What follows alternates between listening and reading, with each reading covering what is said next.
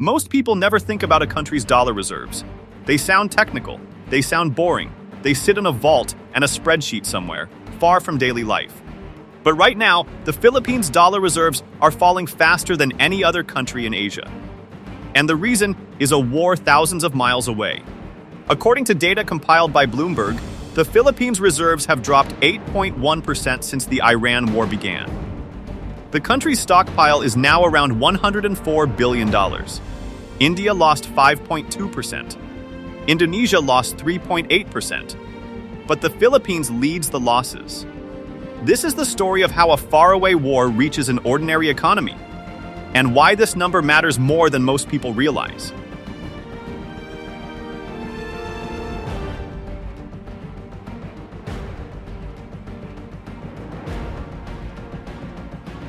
First, the basics. Foreign reserves are a country's emergency savings. They are held by the central bank. In the Philippines, that is the Bangko Sentral ng Pilipinas, or BSP. These reserves are usually kept in US dollars, gold, US Treasury bonds, and other strong currencies. They are used for important things. They pay for imports like oil and food. They support the value of the local currency. They reassure investors. They help pay external debt. Think of them as the country's emergency dollar savings account. When trouble comes, a war, a crisis, a market panic, the central bank can use that account to keep the economy steady.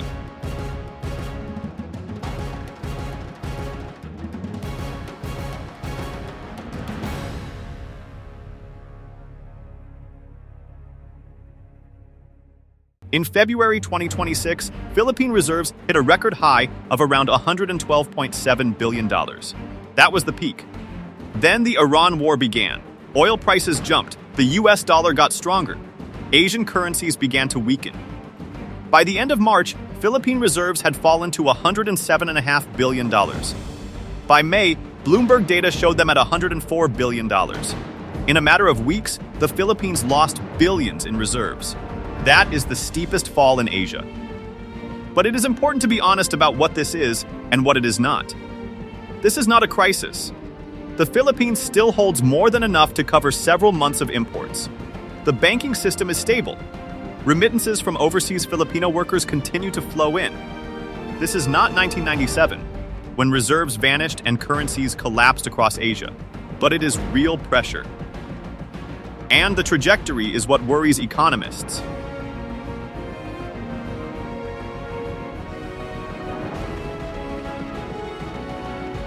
The first cause is oil. The Philippines imports most of its fuel. When wars break out in the Middle East, oil prices rise. When oil prices rise, the Philippines needs more dollars to pay for the same amount of fuel. More demand for dollars means a weaker peso. A weaker peso means imports cost more. And the cycle keeps turning. This is not a Philippine story alone. India, Indonesia, Thailand, South Korea, and Japan are all major energy importers. When oil markets shake, Asia bleeds.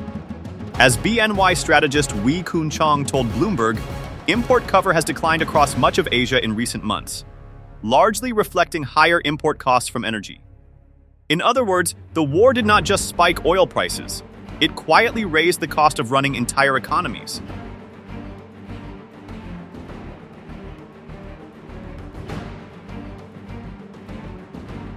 The second cause is the peso itself. The Philippine peso weakened past 60 per dollar, a record low. By the end of March, it touched 60.74. Since the end of February, the peso has dropped about 6.1%. When this happens, the BSP has a choice. It can let the currency fall, or it can step in. To slow the decline, the central bank sells dollars from its reserves. This adds dollars to the market and supports the peso. But this defense is expensive. Every dollar sold is a dollar taken out of reserves. President Ferdinand Marcos Jr. spoke about this directly. In an interview with Bloomberg, he said it would be futile to try to spend all the country's foreign reserves on defending the peso.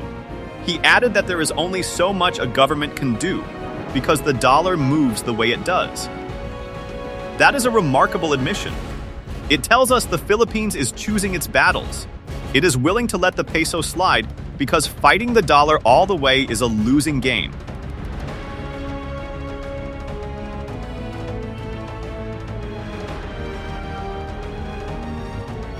Foreign reserves sound like finance jargon, but they land directly in daily life.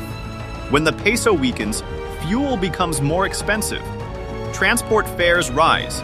Imported food costs more. Electricity bills creep upward. Even basic goods like cooking oil, rice, and electronics get harder to afford. This is the quiet way that wars reach kitchens, jeepneys, and family budgets in Manila, Cebu, and Davao. A bomb falls in the Middle East. Weeks later, a Filipino mother pays more for milk. This is what economists mean when they say global instability is now a household issue.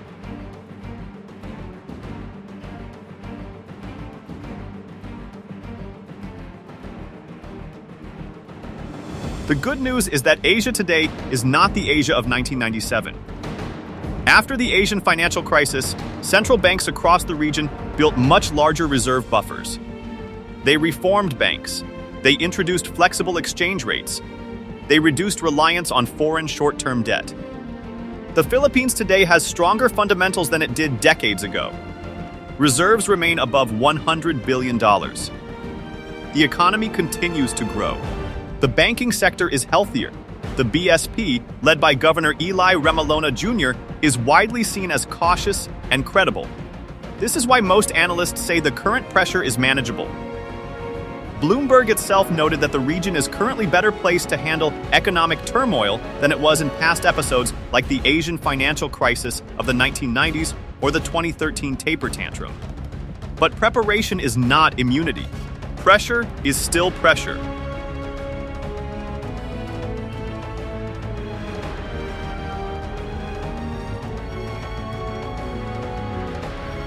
This brings us to the deeper lesson. Modern economic warfare is rarely direct.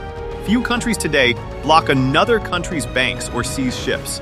Instead, the damage spreads through interconnected systems, oil markets, currency markets, dollar flows, and reserve levels. A war in the Middle East raises oil prices. Oil prices weaken Asian currencies. Weak currencies force central banks to spend reserves. Spent reserves shrink the buffer for the next shock. This is the world we now live in. Geopolitical risk and economic life have merged. Currencies, supply chains, and reserves have become silent battlefields. The Philippines stands inside this storm. It is far from the war zone, but not far from its effects.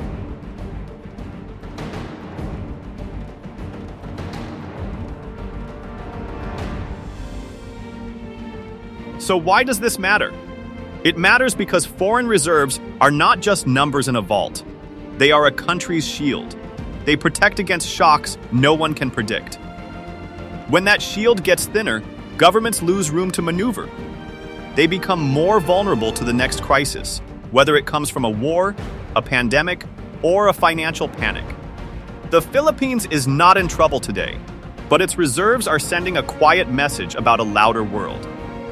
Foreign reserves may sound technical, but they may be the clearest sign of how global instability reaches ordinary economies.